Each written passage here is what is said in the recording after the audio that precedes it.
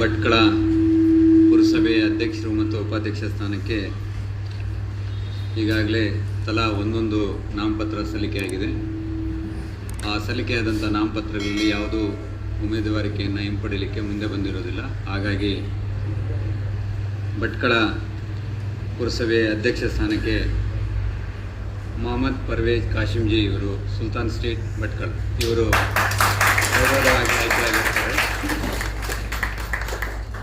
ಅದೇ ರೀತಿ ಉಪಾಧ್ಯಕ್ಷ ಸ್ಥಾನಕ್ಕೆ ಒಂದು ನಾಮಪತ್ರ ಸಲ್ಲಿಕೆಯಾಗಿದ್ದು ನಾಮಪತ್ರ ಈಗಾಗಲೇ ಅಂಗೀಕಾರ ಮಾಡಿದ್ವಿ. ಅದನ್ನು ಕೂಡ ಯಾರೂ ಮುಂದೆ ಹಿಂತೆಕೊಳ್ಳಿಕ್ಕೆ ಮುಂದೆ ಬಂದಿರೋದಿಲ್ಲ. ಹಾಗಾಗಿ ಅವರು ಕೂಡ ಅವಿರೋಧವಾಗಿ ಮೊಹಮ್ಮದ್ ಕೈಸರ್ ಮೊತಾಶಿ ಇವರು ಕೂಡ ಅವಿರೋಧವಾಗಿ ಆಯ್ಕೆಯಾಗಿದ್ದಾರೆ. ಸೊ ಇಲ್ಲಿಗೆ ಪುರಸಭೆಯ ಅಧ್ಯಕ್ಷ ಮತ್ತು ಉಪಾಧ್ಯಕ್ಷ ಚುನಾವಣಾ ಪ್ರಕ್ರಿಯೆ ಕ್ರಮಬದ್ಧವಾಗಿ ಪೂರ್ಣಗೊಳಿಸಿದ್ವಿ. ವೇದಿಕೆಗೆ ಬರಬೇಕು ಅಂತೇಳಿ ಕೋರ್ತಾ ಇದ್ದೀವಿ.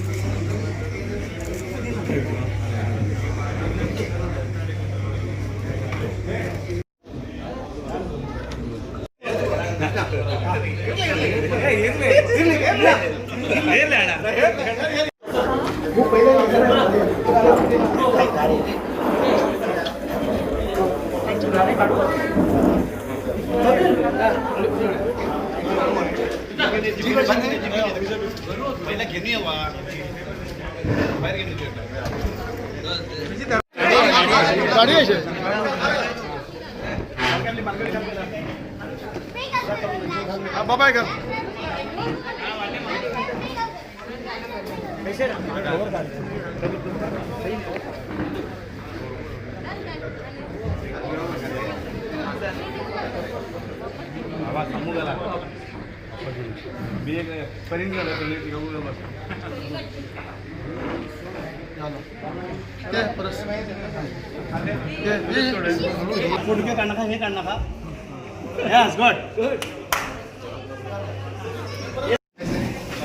ऑफिस वस्तू तुम्ही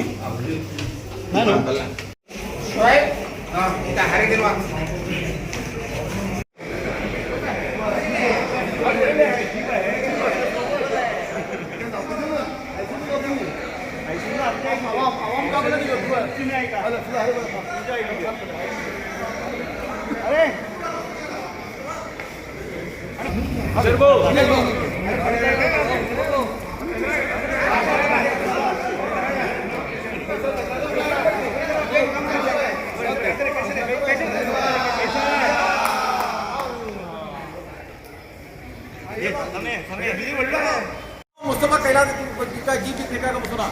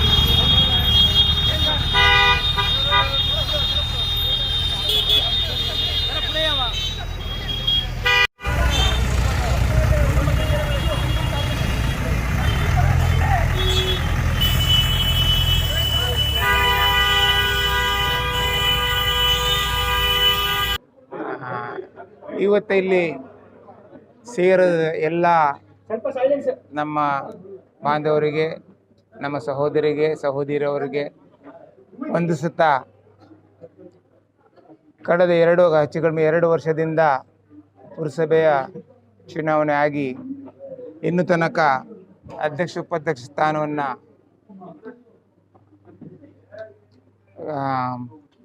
ಬೇಕಂಡಿತ್ತು. ಇವತ್ತೇ ಚುನಾವಣಾಧಿಕಾರಿಯನ್ನು ಚುನಾವಣೆ ನಡೆಸಿ ನನಗೆ ಅಧ್ಯಕ್ಷರು ಹಾಗೂ ಕೈಸರ್ ಮೋತೇಶಂ ಅವರಿಗೆ ಉಪಾಧ್ಯಕ್ಷರಾಗಿ ಘೋಷಿಸಿ ಹೋಗಿದ್ದಾರೆ. ಈ ಹಿಂದೆ ನಾನು ಅಧ್ಯಕ್ಷರಾಗಿ ಯಾವ ರೀತಿಯಿಂದ ಕೆಲಸ ಮಾಡಿದೆ, ಇಲ್ಲಿ ನಮ್ಮ ಎಲ್ಲ ನಾಗರಿಕರಿಗೆ ಅದೇ ಒಂದು ಭಾವನೆ ಇದೆ. ಅಷ್ಟೇ ಕೆಲಸ ಆಗಬೇಕಂತ ನಾನು ಅವ್ರಿಗೆ ಆಶ್ವಾಸನೆ ಮಾಡ್ತಾ ಇದ್ದೇನೆ. ನನ್ನ ಕೈಯಿಂದ ಆಗದಷ್ಟು ನಾನು ಪ್ರಾಮಾಣಿಕವಾಗಿ ಕೆಲಸವನ್ನು ಮಾಡ್ತೇನೆ.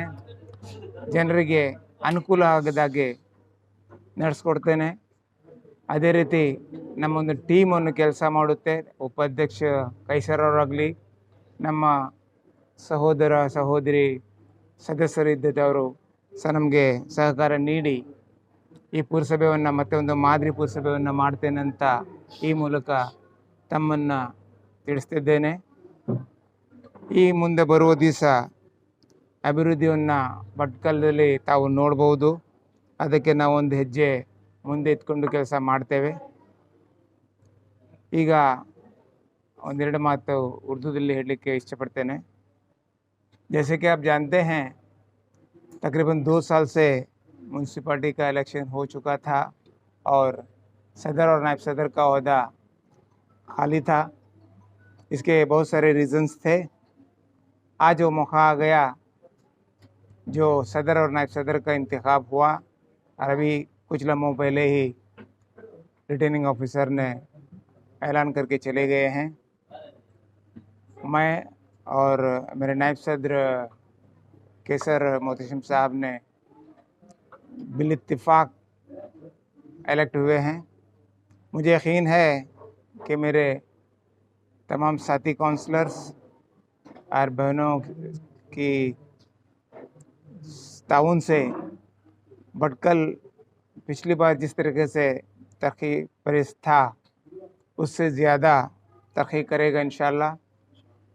और जितना भी हो सके मैं और मेरी टीम भटकल को एक खूबसूरत Bhatkal, modern Bhatkal, people friendly Bhatkal municipality और मिनिमम एलिगेशंस के तरफ चलते हुए हम काम करेंगे और आवाम का मैक्सिमम काम होगा. इसके लिए मुझे मेरे म्यूनसिपल काउंसलरों के साथ साथ आवाम की भी बहुत ज़रूरत पड़ेगी. आवाम से भी मेरी दरख्वास्त है कि आवाम हमारा साथ दे. प्रेसिडेंट और वाइस प्रेसिडेंट मिलकर अपने म्यूनसिपल काउंसलरों के ताउन से काम तो करेगी ही, लेकिन आवाम का ताउन जब तक ज़मीनी सतह पर नहीं होगा डेवलपमेंट करना उतना आसान नहीं होगा. लिहाजा मेरे आप तमाम आवाम से दरख्वास्त है कि वो वक्तन फ़क्तन हमसे राय मशवरा करते रहें, हमें मशवरा देते रहें. उनके 10 मशवरे में कम से कम 5 मशवरे भी अगर हमारे समाज के काम आ जाएं तो ये बहुत ही बड़ा काम होगा. मैं उम्मीद करता हूँ कि मेरी इस चंद अल्फाज को नज़र में रखते हुए आइंदा हम काम करेंगे और आप हमारा ताउन करेंगे इंशाअल्लाह. सबसे पहले मैं अल्लाह ताला का शुक्र अदा करता हूँ कि उसने मुझे इस मकाम तक पहुँचाया और जो बातें वगैरह आपसे करनी थी अल्हम्दुलिल्लाह हमारे सदर परवेज़ कासिम जी साहब ने अपनी बातों में अल्हम्दुलिल्लाह पूरी बात कह दी है.